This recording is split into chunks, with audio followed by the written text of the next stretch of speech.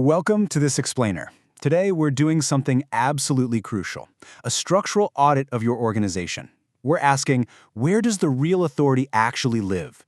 We'll be drawing from Rapush Durlari's fascinating work, The Instrument of Power, to figure out how to shift your team from being totally dependent on one leader to being systemically resilient. We're going to diagnose your current setup and learn how to build a framework that doesn't just rest on the shoulders of one charismatic person. Let's anchor right in with the ultimate test. Honestly, ask yourself right now, remove the leader, what remains? Seriously, take a second to actively audit your own team. A lot of leaders kind of trick themselves here.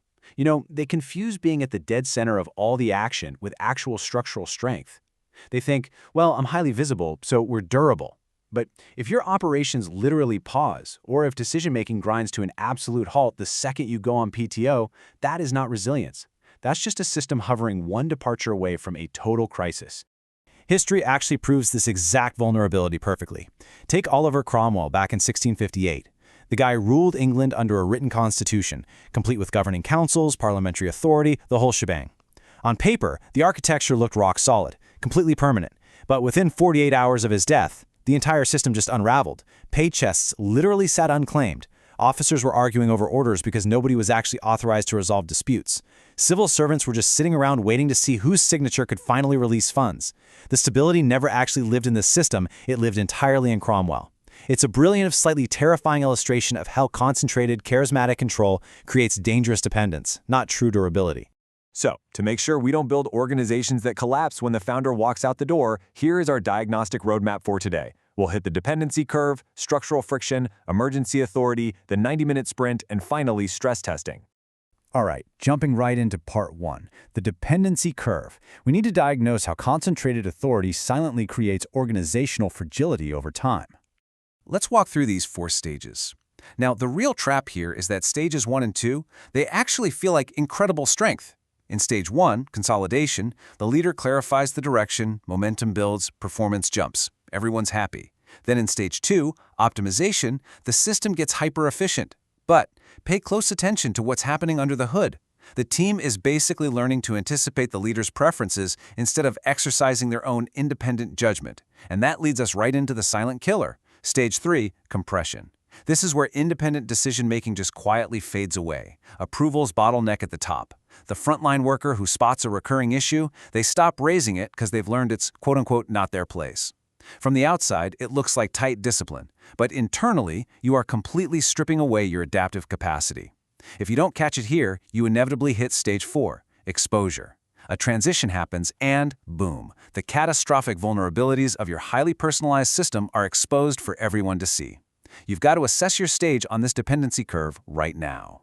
Moving on to part 2, structural friction. We really need to look at why designing deliberate friction is actually the ultimate guardian of your organization's longevity. A lot of leaders spend all their time trying to eliminate friction, right? They shorten meetings, cut out oversight, centralize all the decisions. But let's look at the dual control framework. This is about applying operational management and independent oversight in parallel to your core levers. Picture this: an engineering team runs a critical tech platform while an entirely separate audit committee independently monitors the risks. When you clearly define these roles, you successfully implement a dual control framework that separates execution from independent oversight. And paradoxically, this actually accelerates decisions. Why? Because you aren't bleeding energy to disorder, confusing overlap, or having to clean up catastrophic mistakes down the line.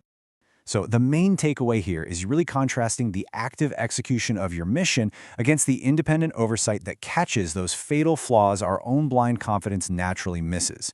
Think about it. Obedience is just behavioral, but consent is structural. When people perceive authority as fair, predictable, and rule-bound, resistance naturally drops. No coercion required. We've got to figure out how to institutionalize dissent to protect our organizational strength. You do this by hardwiring critical reviews right into your processes. Think red team analysis or assigning a mandatory contrarian at the end of big meetings. Leaders who shut down dissent, sure, they might get a quick head nod in the moment, but they completely lose clarity and truth over time. Okay, part 3, emergency authority. Let's evaluate how organizations handle massive crises, where the real danger isn't necessarily decisive action, but the permanent distortion of power. When a crisis hits, normal friction slows down survival. So authority naturally concentrates at the top so you can respond faster. And hey, sometimes speed is absolutely necessary. But if you want to protect your system long-term, you must put these mandatory limits in place. If emergency authority gets invoked, it has to have a predefined scope, a strictly defined duration, and a mandatory post-crisis review. No exceptions. Drol Rari brings up Abraham Lincoln suspending habeas corpus during the Civil War.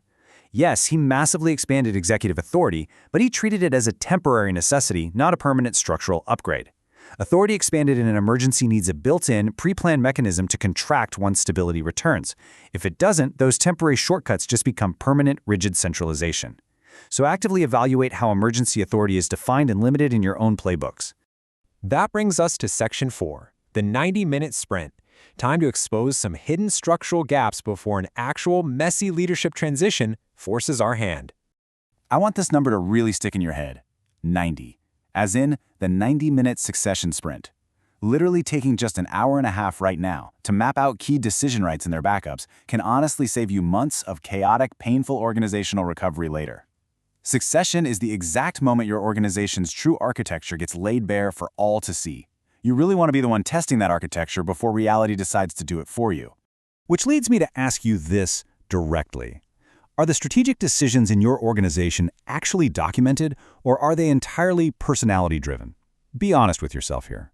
Does authority in your company flow through an established written process, or does it basically just flow through whoever has the closest proximity to a charismatic leader? Nailing down the answer to this is step one in locating critical succession vulnerabilities. Think about it. If your top executive just vanished tomorrow, would your strategic direction stay coherent, or would the whole system collapse into a free-for-all of competing ideas about what to do next? And these questions brilliantly frame out the rest of your audit. Check this out. Can your senior leadership actually make independent decisions without constantly kicking it up the chain?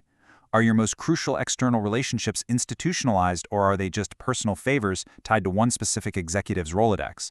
Is successor development actively happening, and more importantly, is it explicitly named? You have to design a formal succession plan that keeps the ship steady through any leadership transition. If you felt even a little bit of uncertainty answering any of these, you just pinpointed a massive vulnerability in your formal succession plan. Remember, process remembers, charisma forgets. Finally, we arrive at Section 5, stress testing. Let's get into the reporting phase and outline a stress test scenario that reveals those hidden structural gaps before the real world comes knocking. To do a proper stress test, we use what's called the BLADE protocol to really analyze decision-making failures. Let's break this down. It's meant to be a cyclical quarterly review. First, you've got the benchmark, basically identifying a major decision from the last quarter. Next is lever. What did you actually believe was the core operational lever here, and what did the events reveal it to be? Then alignment. Where did your assumptions perfectly match reality, and where were they way off base? Data asks what new signals popped up regarding your system dependencies. And finally, experiment. What specifically are you going to test or monitor over the next 90 days? Applying this completely transforms your quarterly review. It goes from a boring compliance exercise into this dynamic, forward-looking learning tool that uncovers where your organizational leverage actually lives. Okay, so once you gather all this great data, you've got to formalize it into a proper audit report for senior leadership review. And the golden rule here is you never ever just point out the problems. You always pair those hidden structural gaps directly with actionable corrective steps. You map your operational vulnerabilities right against concrete actions, like, say, replacing a glaring single point of failure with a robust dual control framework. You're translating all that informal hallway decision-making into an explicit documented architecture.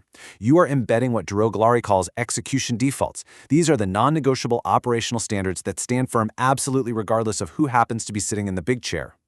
I want to leave you with this really provocative final thought today. If you departed tomorrow, what would survive you? It's heavy, right? I want to challenge you to honestly reflect on whether your own indispensability is truly a sign of leadership strength, or if it's actually just a very clever mask for structural fragility.